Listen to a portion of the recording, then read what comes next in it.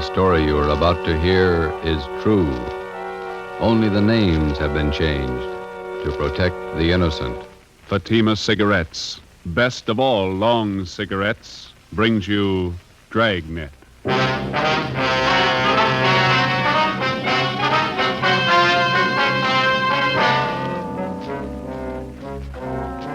You're a detective sergeant.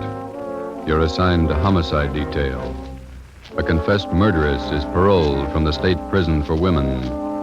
After 7 months, the parole office loses contact with her. Your job, find her. If you want a long cigarette, smoke the best of all long cigarettes. Smoke king-size Fatima. Fatima is the long cigarette which contains the finest Turkish and domestic tobaccos superbly blended to make Fatima extra mild. And that's why Fatima has a much different, much better flavor and aroma than any other long cigarette.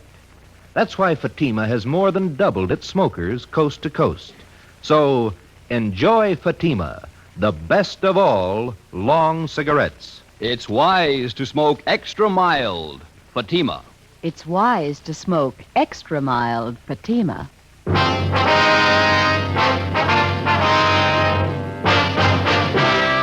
Dragnet, the documented drama of an actual crime.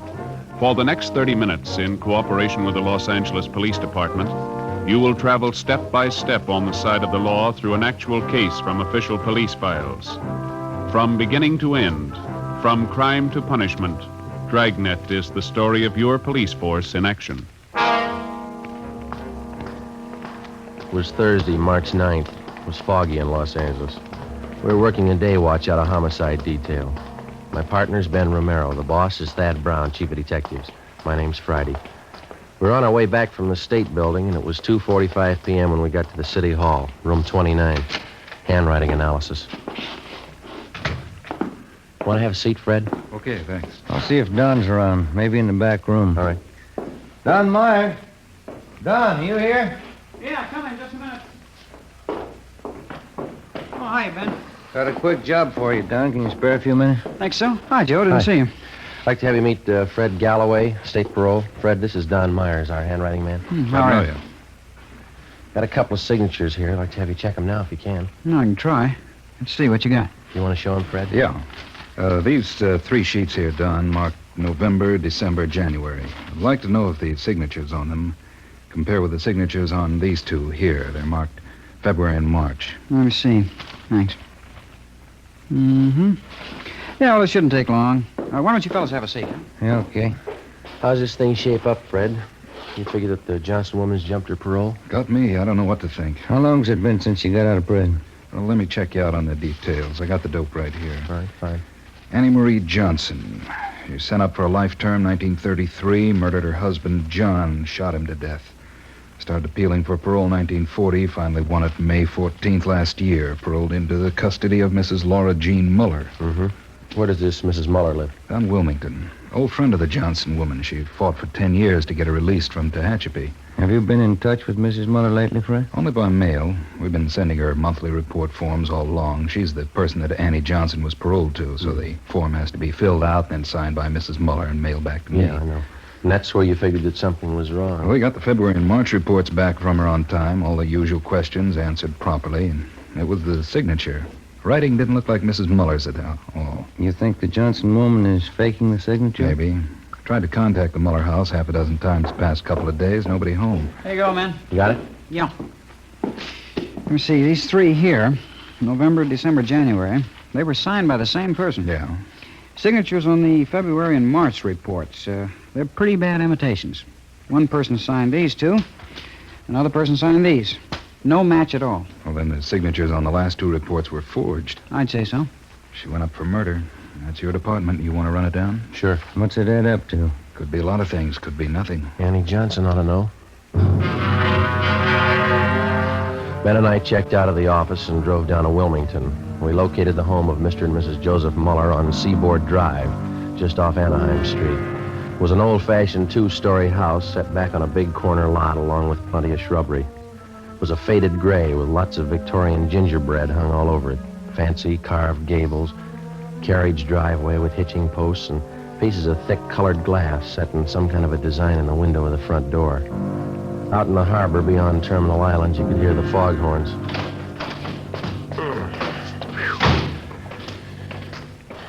They sure get the fog out here, don't they? It's pretty thick today.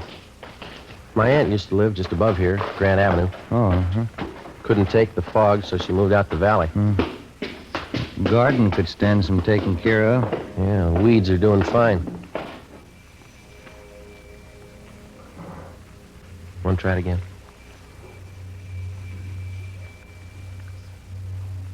What do you think?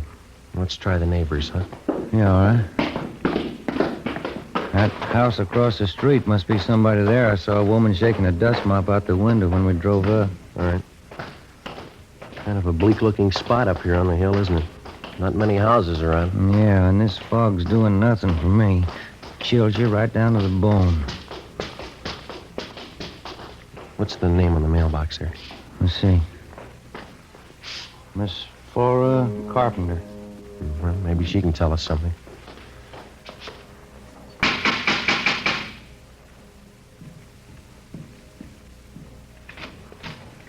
Are you the sewing machine man? No, ma'am. We're police officers. Like to ask you a few questions. Oh, I'm sorry. I thought you came about my singer. No, ma'am. I can't do any more work on my peasant skirt until the machine's fixed. And it has to be done by Saturday. Our folk dancing group's having a big jamboree Saturday night. Will you step inside? Thank you. This is Sergeant Romero. My name's Friday. Oh, how do you do? Oh, fog's so refreshing, isn't it? Very vitalizing. Yes, ma'am.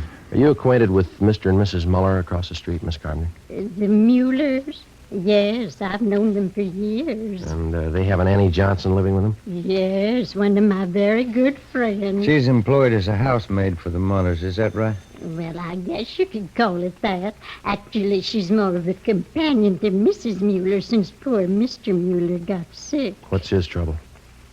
His mind. Poor man just lost his senses. He's at the state hospital at Norwalk. Mm-hmm. When did they send him there? Let me see. This is March. It must have been last November. Yes, became violent. Do you know where Mrs. Muller is now? In the sanitarium out near Pasadena.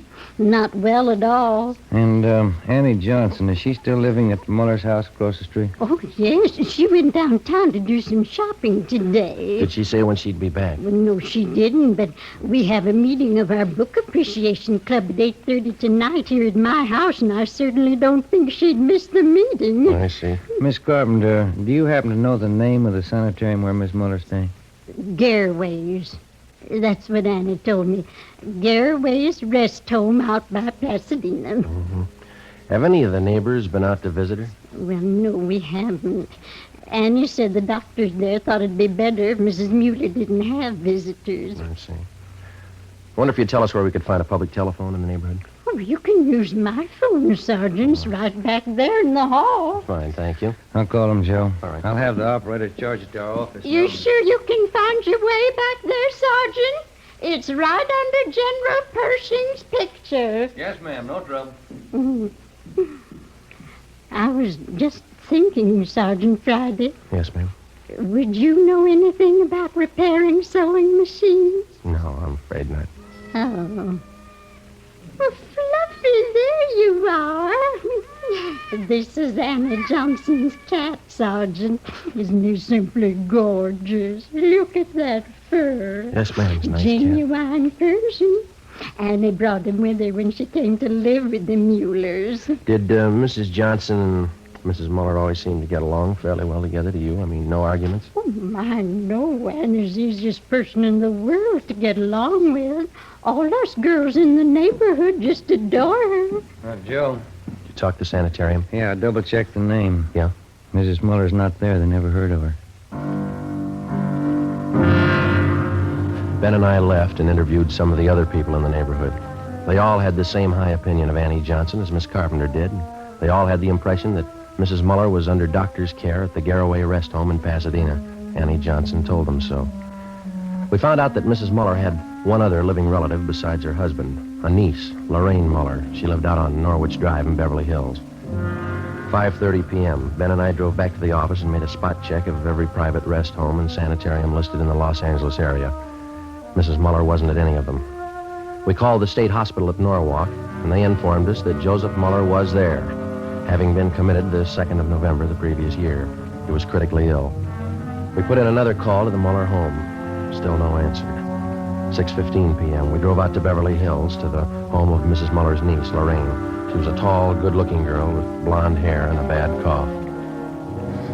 I don't think I can help you, Sergeant. I moved out of my aunt's house 3 months ago.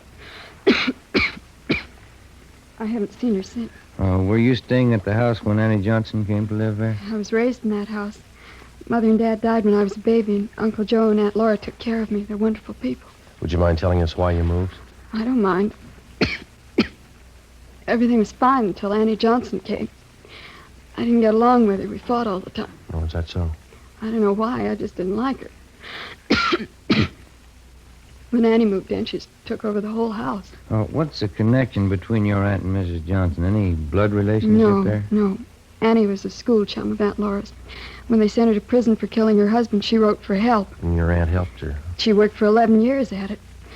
I don't know how much money she spent. Lawyers, you know. Yeah. She finally got Annie parole. And then she took Mrs. Johnson on as a housekeeper, is that right? Yeah. She never did any work. She acted like she owned the house. Like my aunt and uncle owed her everything they'd done for her. When's the last time you heard from your aunt? It was a few months ago, around Christmas time. I called her up to wish her a Merry Christmas. You have no idea where Mrs. Muller might be now? Some friends that she could be staying with, maybe? No. Aunt Laura only has a few friends. They all live in the neighborhood. She's not in the habit of going off without telling anyone, is she? No, never anything like that. I don't understand it. Something must be wrong. Annie, do you think she's done something? Do you? No, she couldn't have. She owes everything to Aunt Laura. Her freedom, a good home, nice clothes, money. Everything my aunt could give her. Some people are like that. If it's free, they never get too much. Before we left Lorraine Muller's house, we got the name of her aunt's lawyer. We had dinner at a lunch counter on La Cienega, and then we drove back to Wilmington to the Muller house. Lights were burning in the front windows. The fog was thick now.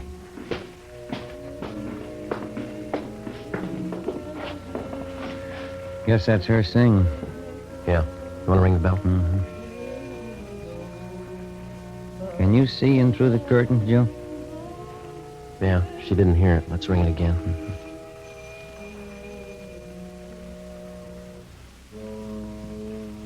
There, here she comes. Yes? Are you Mrs. Johnson? Yes, that's right. What is it? Police officers, our identification. Oh. Yes, won't you come in? Thank you, ma'am. Thank you. We'll go in the parlor, shall we? All right. No. We're February and March. Yes? We think the signatures on those two reports are forged. Oh, those. Mm-hmm. Oh, yes. I don't know what to say. I really didn't think it was that serious. I knew the reports had to be sent in. Did you sign Mrs. Muller's name on them? Well, yes, I did. You see, Laura Muller's at a sanitarium now, resting up. Mm-hmm. I didn't want to bother her with all this business, so I signed them and put them in the mail.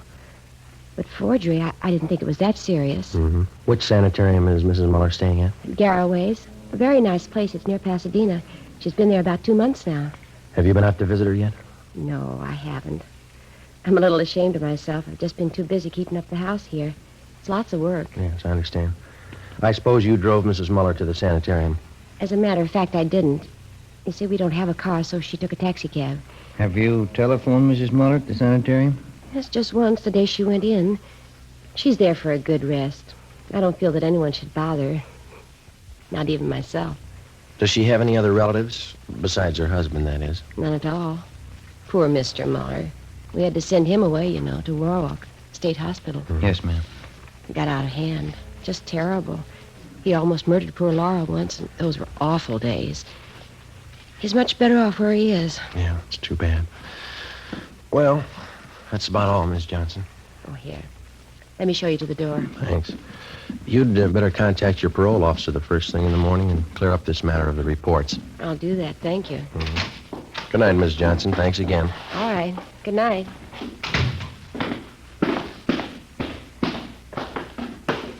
What time you got? 20 minutes after 8.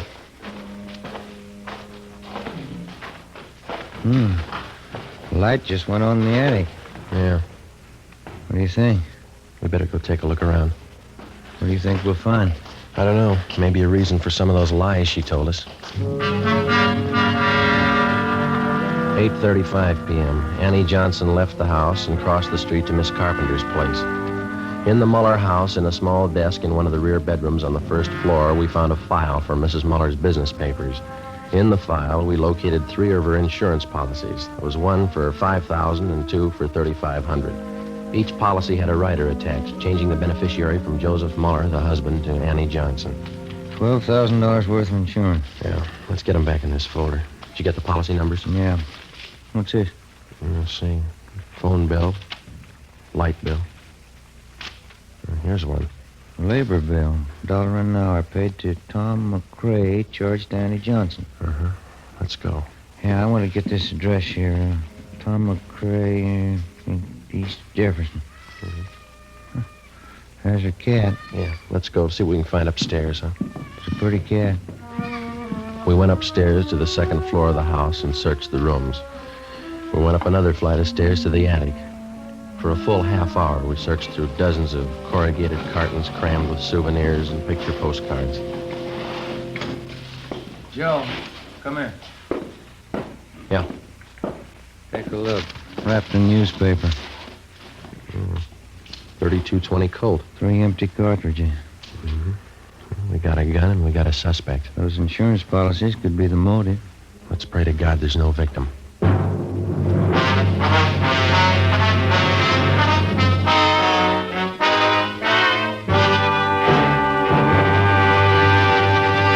You are listening to Dragnet for the step-by-step solution to an actual police case.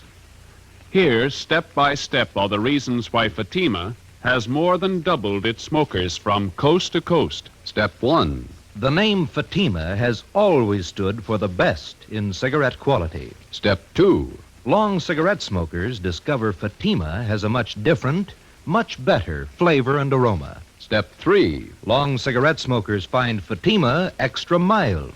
Fatima is the long cigarette which contains the finest Turkish and domestic tobaccos superbly blended to make Fatima extra mild. And that's why more and more smokers every day agree It's wise to smoke extra mild. Fatima.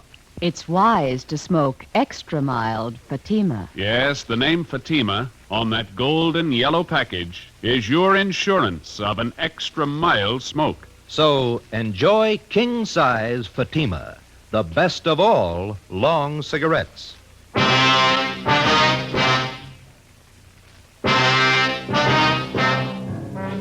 10 p.m.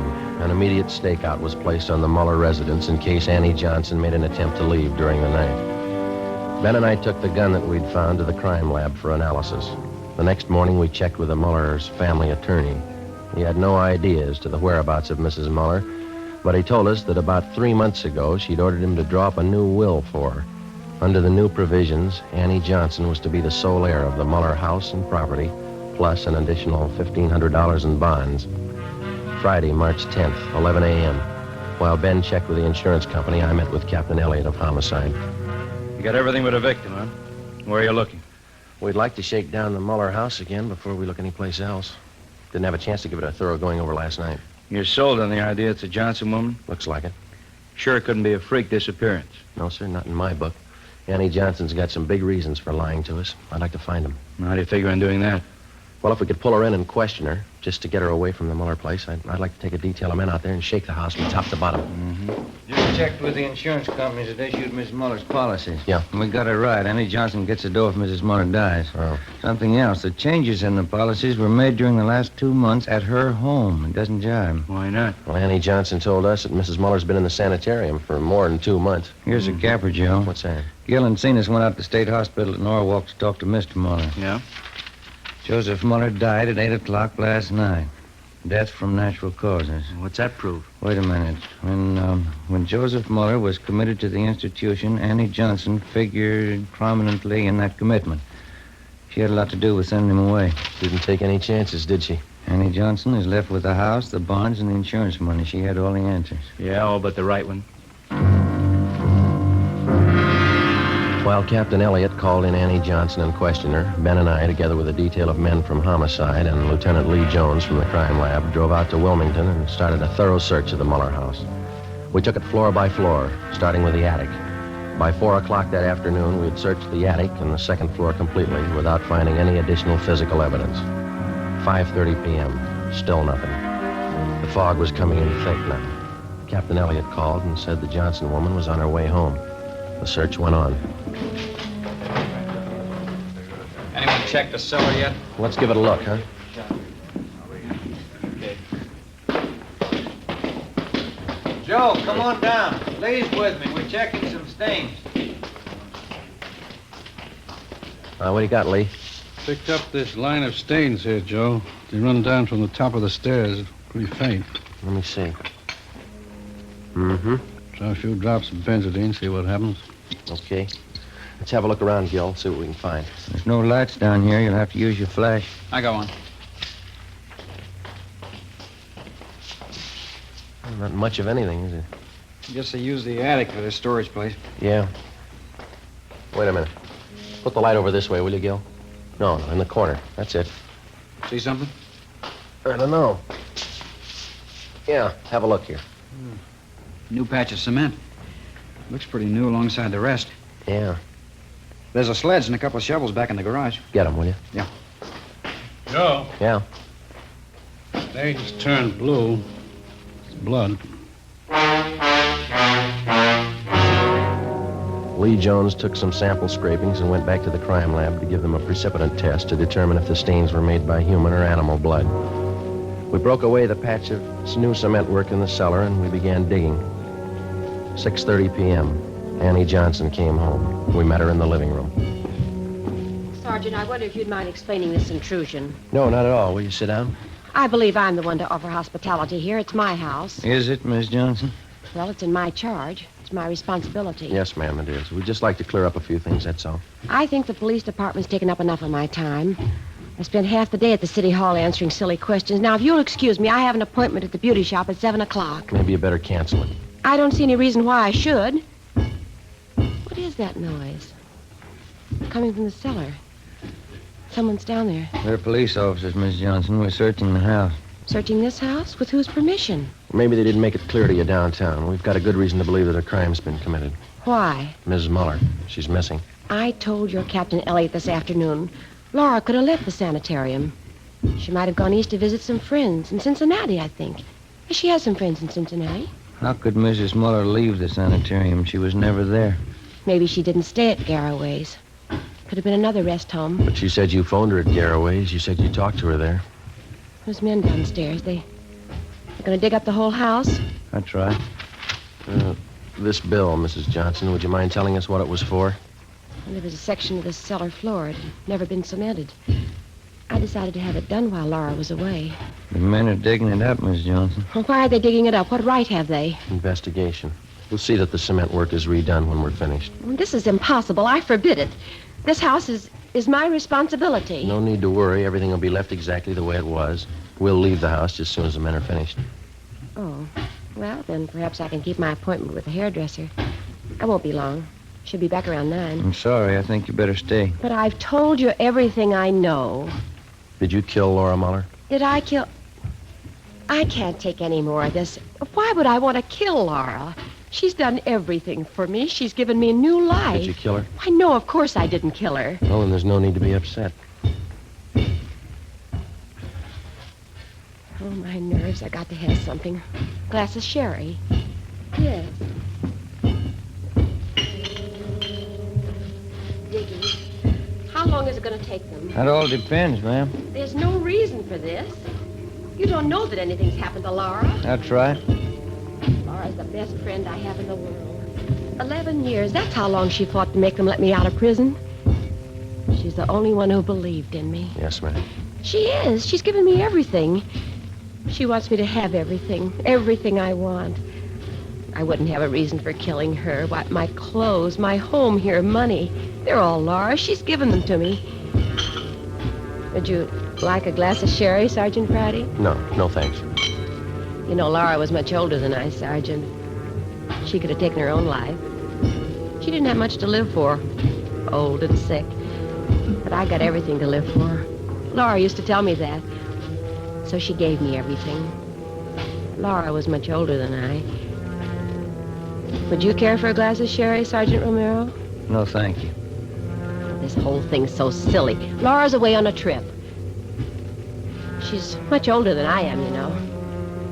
I'm 38. You wouldn't take me for a woman 38 years old, would you, Sergeant? No, ma'am. I know I'm not really young anymore, but I'm still attractive, don't you think? A lot of men prefer mature women. Women with experience, background. I'd know how to take care of a man.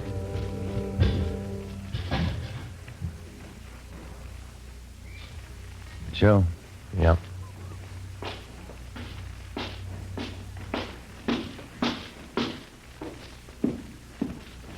Joe, come here, my way.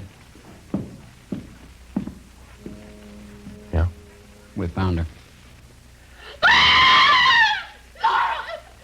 didn't mean it. She didn't have anything to live for. She wanted to die. Call the coroner, Gil. Let's go, Miss Johnson. Laura wouldn't want this. She knows I didn't mean it. She's the only one who knows what I went through.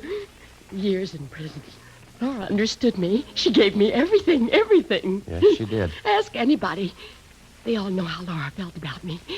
Ask anybody. We can't ask her.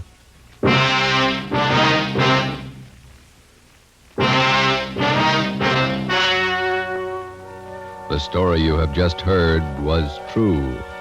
Only the names were changed to protect the innocent. On July 14th, trial was held in Superior Court, City and County of Los Angeles, State of California. In a moment, the results of that trial. It's amazing how many long cigarette smokers are changing to Fatima.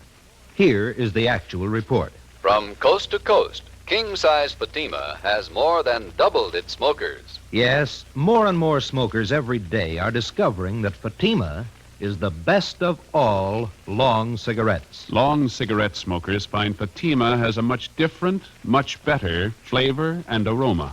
Long cigarette smokers find that Fatima is extra mild because it's the long cigarette which contains the finest Turkish and domestic tobaccos superbly blended to make it extra mild. So enjoy extra mild Fatima. Best of all long cigarettes. It's wise to smoke extra mild Fatima. It's wise to smoke extra mild Fatima.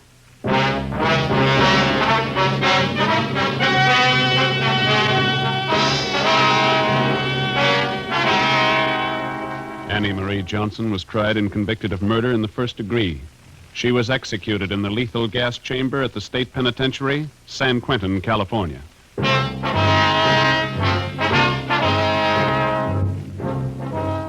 You have just heard Dragnet, authentic cases from official files. Technical advice for Dragnet comes from the Office of Chief of Police W.A. Wharton, Los Angeles Police Department.